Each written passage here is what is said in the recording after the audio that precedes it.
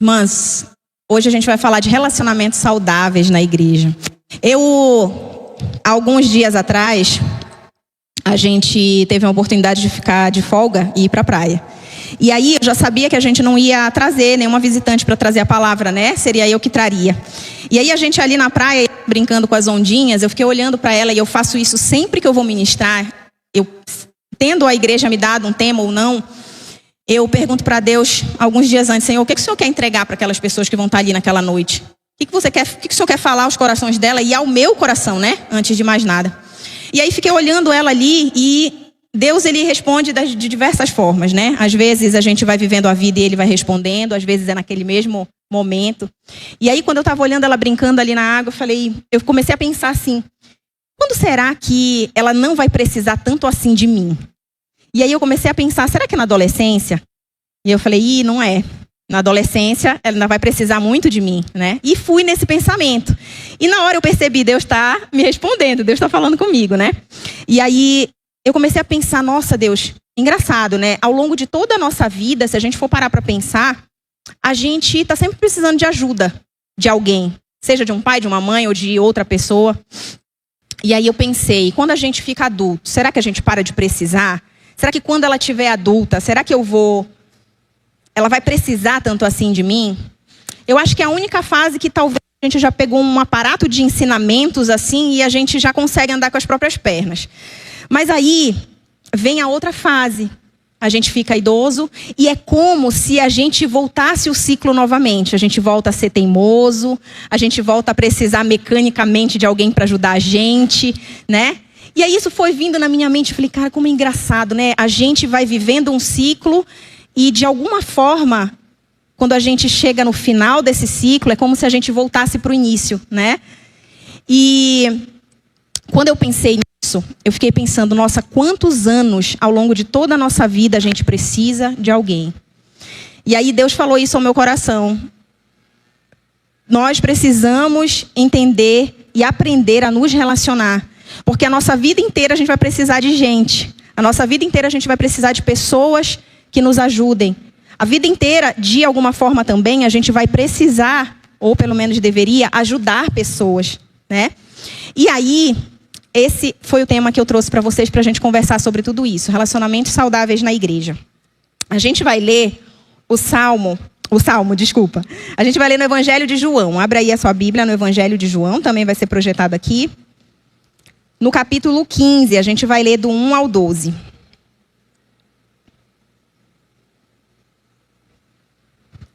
Diz assim a palavra de Deus, irmãs: eu sou a videira verdadeira, e meu pai é o agricultor. Todo ramo que estando em mim não der fruto, ele o corta. E todo o que dá fruto, limpa ou poda, né? Para que produza mais fruto ainda. Vós já estáis limpos pela palavra que vos tenho falado. Permanecei em mim, e eu permanecerei em vós. Como não pode o ramo produzir fruto de si mesmo, se não permanecer na videira, assim, nem vós o podeis dar, se não permanecerdes em mim. Eu sou a videira, vós os ramos. Quem permanecer em mim e eu nele, esse dá muito fruto, porque sem mim nada podeis fazer.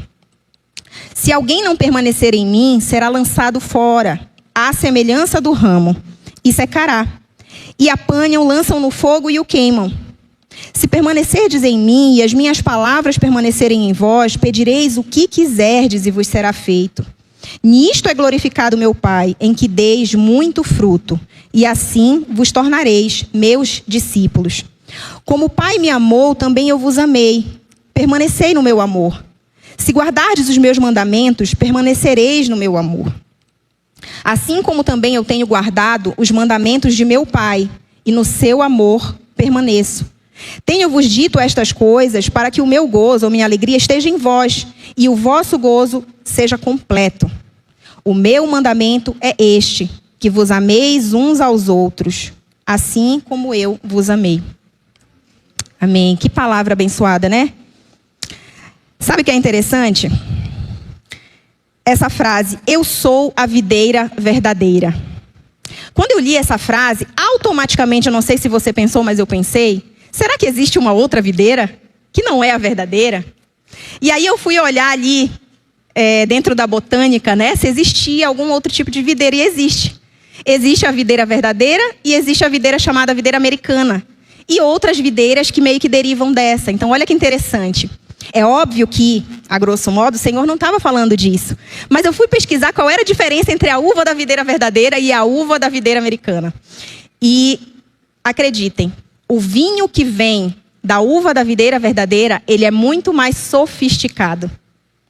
E a uva que dá o vinho das outras videiras é aquele vinho de mesa que a gente tem mais doce, sabe? Então, existe uma diferença em se tratando, a grosso modo, das duas videiras. Mas o Senhor, naquele contexto, irmãos, não estava falando especificamente disso.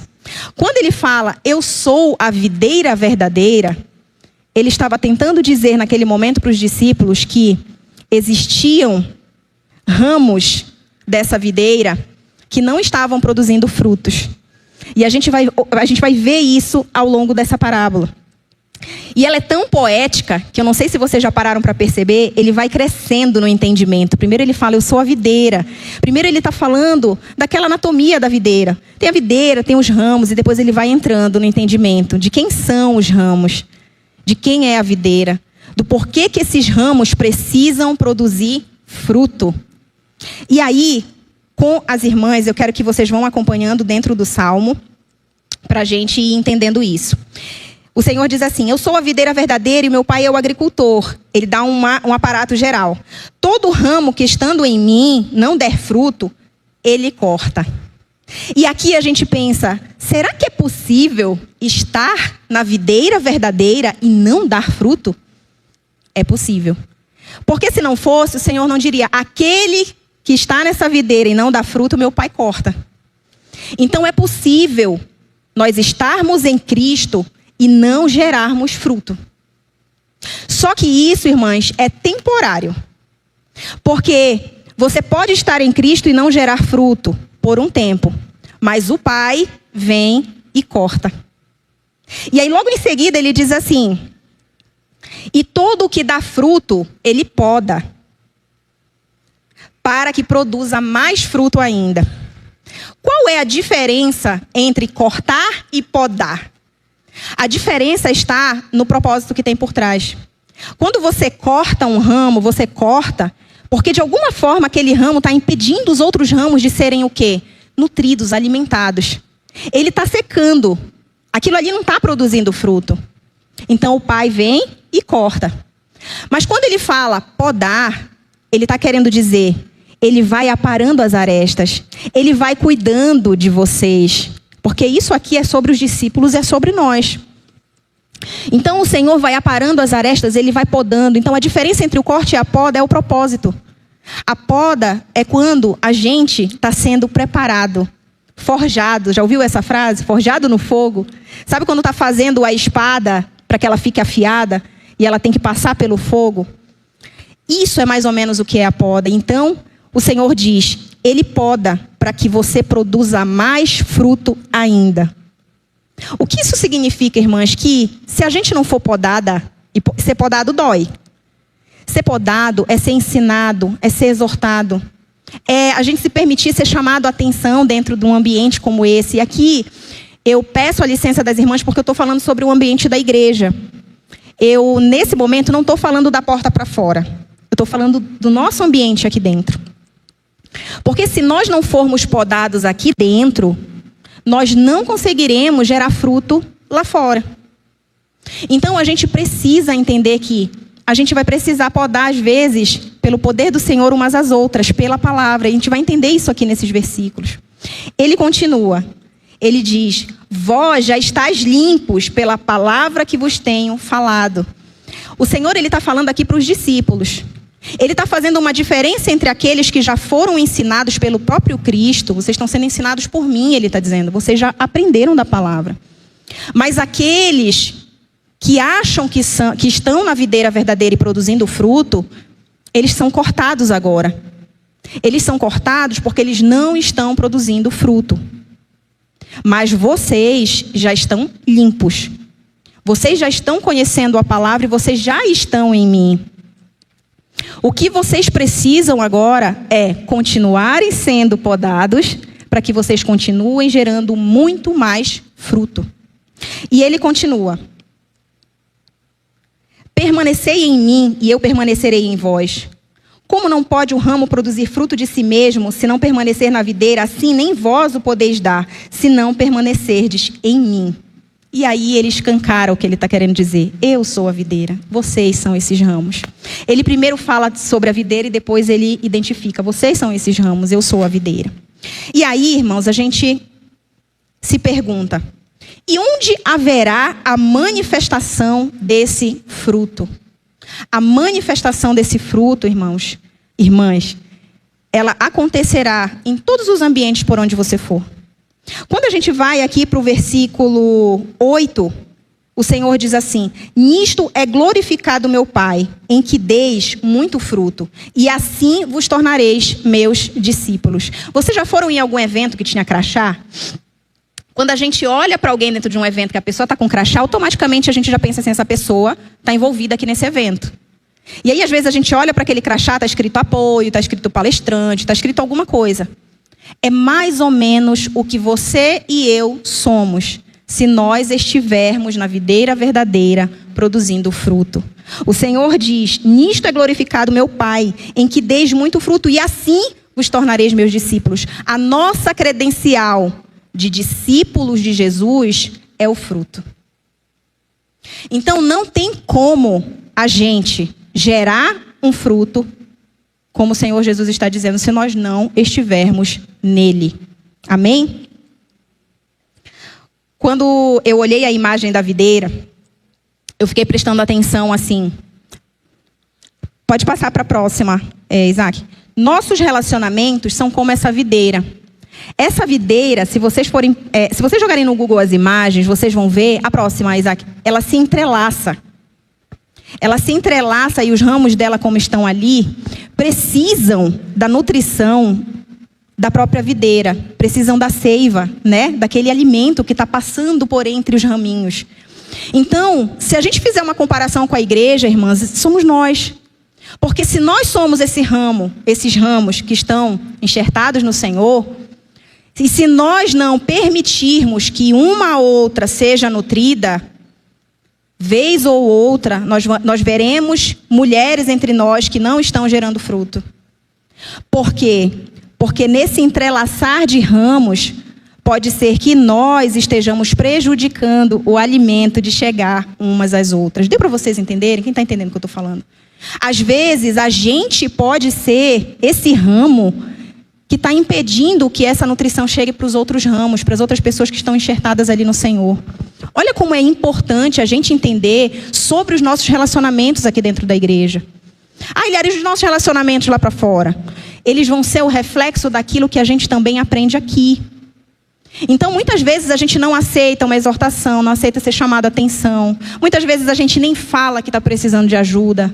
Muitas vezes a gente guarda para a gente momentos difíceis que a gente está passando, sem dar a oportunidade para outros ramos se entrelaçarem com a gente e nos ajudarem a receber esse alimento. Então, os nossos relacionamentos são como essa videira.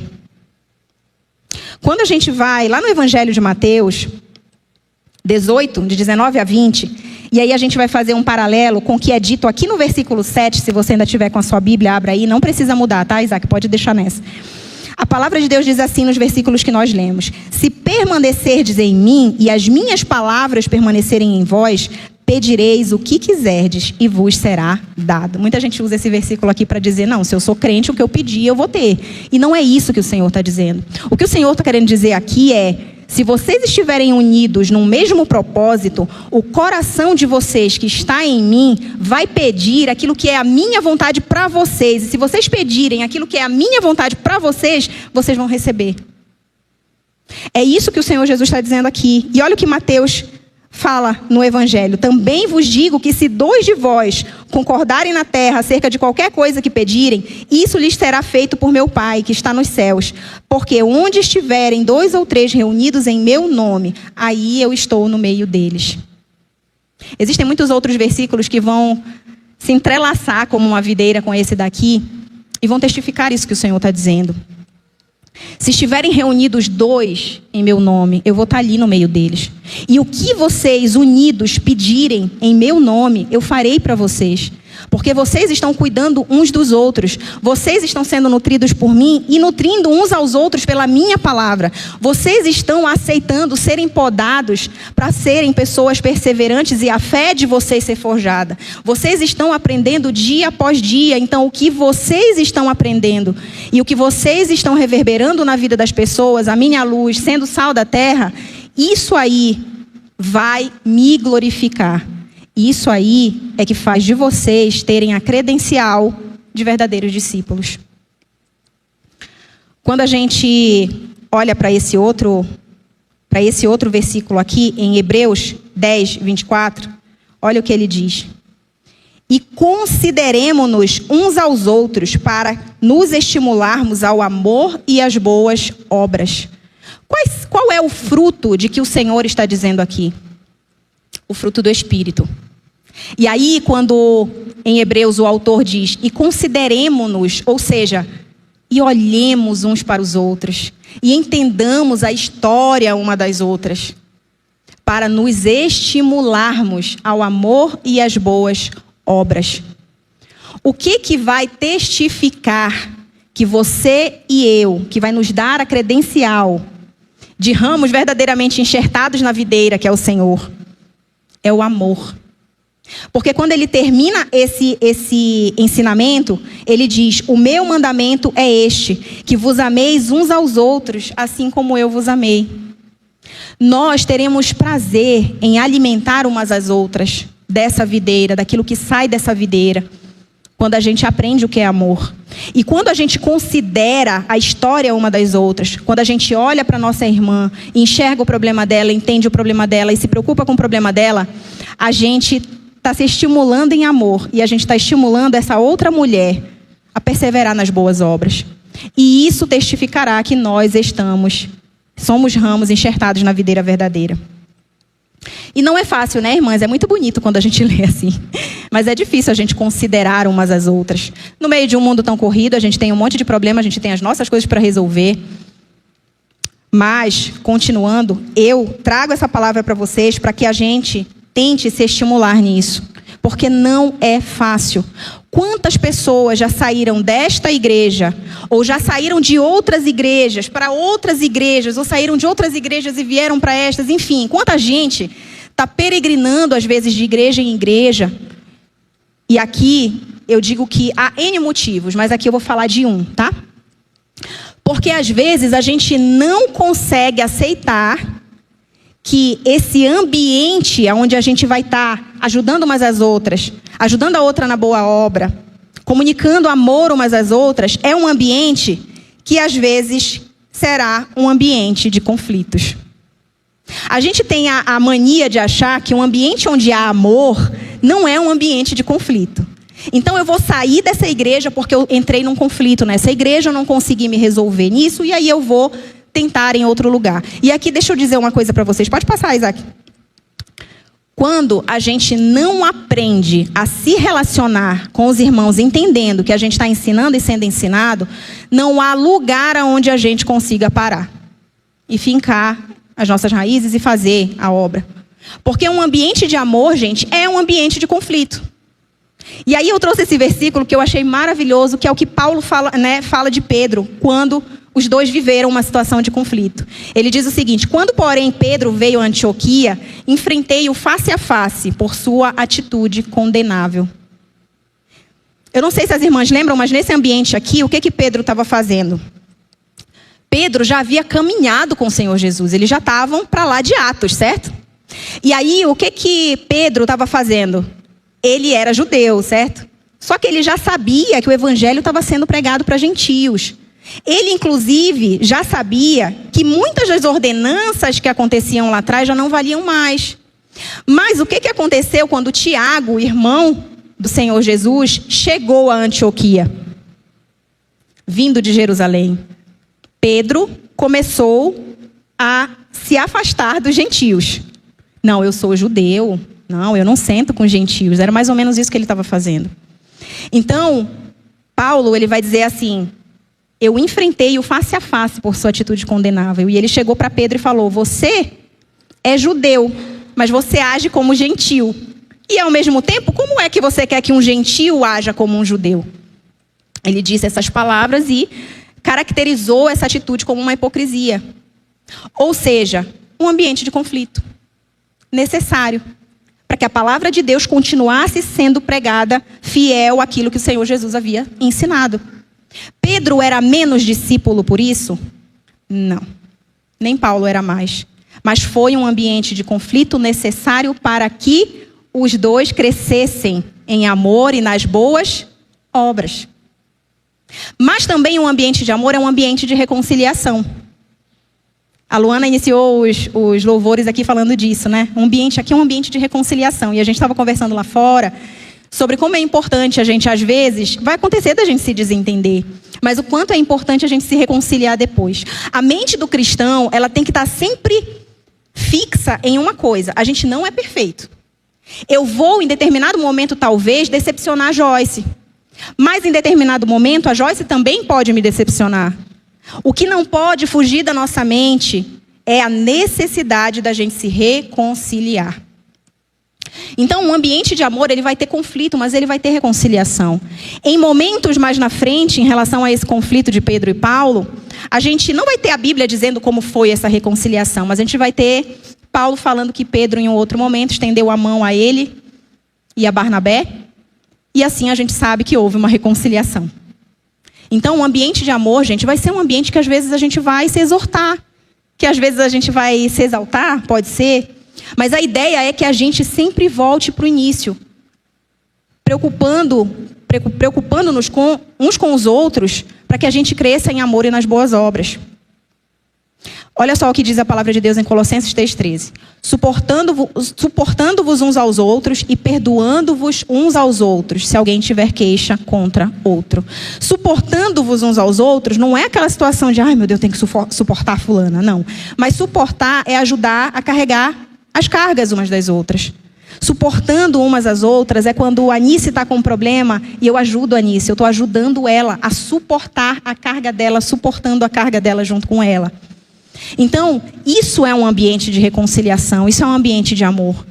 E perdoando-vos uns aos outros. Irmãs, caminhar numa comunidade da fé onde tanta gente é diferente, não é fácil, porque a gente peca mesmo. A gente tem, cada um, um temperamento diferente. Eu vou compartilhar com vocês um testemunho de quem já entendeu isso. Já aconteceu de eu perceber que talvez o meu temperamento não seja um temperamento que bata com o de algumas pessoas. Eu vou me afastar dessas pessoas? Não, mas eu vou aprender a conviver. Eu vou aprender a conviver entendendo que vai ter situações, eventos, coisas aqui da igreja que não vai dar para sempre eu trabalhar com essa pessoa. Mas isso já foi, o que é de Deus? É que isso seja resolvido entre mim e essas pessoas. Eu estou falando de uma maneira geral, tá? E aí um dia eu cheguei para o pastor Tony e falei, pastor, eu não estou falando do outro, estou falando de mim. Eu preciso trabalhar isso em mim, porque senão, como há esse perfeccionismo no meu temperamento, eu vou ser a chata. Eu vou ser aquela que cobra, que não entende que o outro está no processo. Mas, ao mesmo tempo, aquele que está no processo também precisa entender o meu lado, entende? Então, nós somos pessoas diferentes, nós temos temperamentos diferentes. E a gente não vai se afastar um do outro por isso. Mas, às vezes, é preciso que a gente se afaste no nosso mundo com Deus para que a gente entenda e aprenda a ser podado também. E aí eu falei, pastor, eu preciso ser podada, porque não está dando certo. Então, eu vou me afastar nisso, não da pessoa, porque eu preciso ser podada. E em poucos meses aquilo já estava resolvido, conversado, porque a gente se ama em Cristo Jesus. E é isso que tem que prevalecer. Então a gente precisa entender que nos nossos relacionamentos, às vezes a gente vai ter uns desentendimentos. Mas o que não pode sair, tem que ficar fixo na nossa mente, é que a gente precisa entender que é um ambiente de conflito, mas tem que haver reconciliação. Amém? Irmãs, eu concluo essa breve palavra dizendo a vocês que duas coisas têm que ficar na nossa mente. A nossa credencial de cristãos são os frutos, é o fruto que nós estamos gerando. E esse fruto, que é o fruto do Espírito, é um fruto cheio de gominhos, certo? Quem ainda não ouviu essa né, essa alusão à tangerina. A tangerina como sendo um símbolo desse fruto do Espírito, cheio de gominhos. Alguém aqui já comprou uma tangerina faltando um gominho? Eu acho meio difícil, eu nunca peguei. O fruto do Espírito é o quê?